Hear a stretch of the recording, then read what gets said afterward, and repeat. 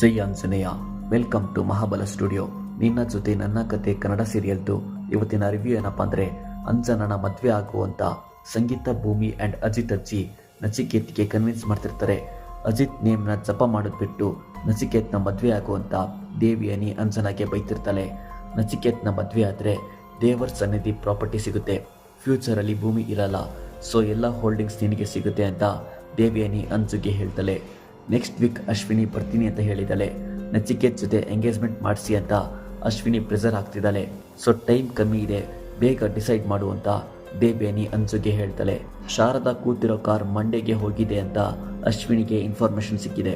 ಇಡೀ ಮಂಡ್ಯನ ಸರ್ಚ್ ಮಾಡಿ ಅಂತ ಚೇಳಗೆ ಹೇಳ್ತಾಳೆ ಅಶ್ವಿನಿ. ಶಾರದನ ಹುಡ್ಕೋ ವಿಷಯ ಯಾರಿಗೂ ಗೊತ್ತಾಗಬಾರ್ದು, ಎಲ್ಲ ರೋಡಲ್ಲಿ ಹುಡುಕ್ಬೇಕು ಅಂತ ಡಿಸ್ಕಸ್ ಮಾಡ್ತಿರ್ತಾರೆ. ಫೈನಲಿ ಅಂಜನಾ ನಚಿಕೇತ್ ಮದುವೆಗೆ ಒಪ್ಕೊಂತಾರೆ.